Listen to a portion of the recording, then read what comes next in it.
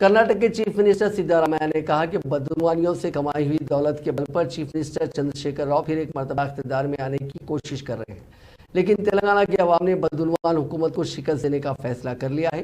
जुमे को कामारेड्डी में कांग्रेस के जलसे आम से खिताब करते हुए सिद्धारामैया ने कहा कि उन्हें पूरा यकीन है कि तेलंगाना पीसीसी के सदर रेवंत रेड्डी को कोडंगल और कामारेड्डी दोनों हलकों से कामयाबी मिलेगी और कामारेड्डी में रेवंत रेड्डी केसीआर को शिकस्त से दो चार करेंगे। ಇನ್ನೊಂದು ಕ್ಷೇತ್ರದಲ್ಲೂ ಕೂಡ ಸ್ಪರ್ಧೆ ಮಾಡಿದ್ದಾರೆ। ರೇವಂತ್ రెడ్డి గారు ఈ నియోజకవర్గం కాకుండా మరొక నియోజకవర్గంలో కూడా పోటీ చేస్తా ఉన్నారు। ಚಂದ್ರಶೇಖರ್ ರಾವ್ ಅವರು ಕೂಡ 2 ಕ್ಷೇತ್ರಗಳಲ್ಲಿ ಸ್ಪರ್ಧೆ ಮಾಡಿದ್ದಾರೆ।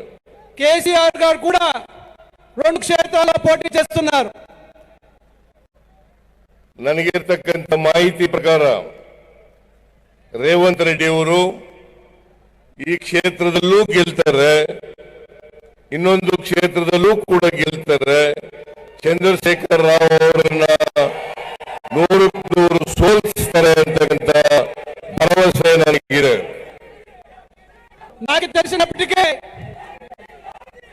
శ్రీ రేవంత్ రెడ్డి గారు 2 నియోజకవర్గాల్లో కేసీఆర్ గారిని అతి ఎక్కువ ఓట్లతో ఓడిస్తారని చెప్పి నాకు నమ్మకం ఉంది।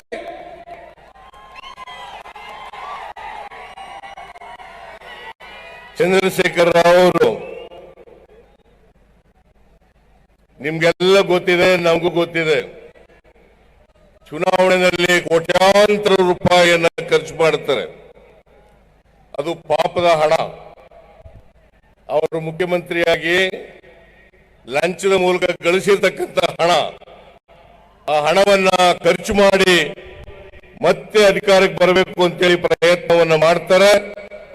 ಆದರೆ ತೆಲಂಗಾಣದ ಮಹಾಜನತೆ ಯಾವ ಕಾರಣಕ್ಕೂ ಕೂಡ ಅವರು ಗೆಲ್ಲಬಾರದು, ಅವ್ರ ಪಕ್ಷ ಅಧಿಕಾರಕ್ಕೆ ಬರಬಾರದು ಅಂತ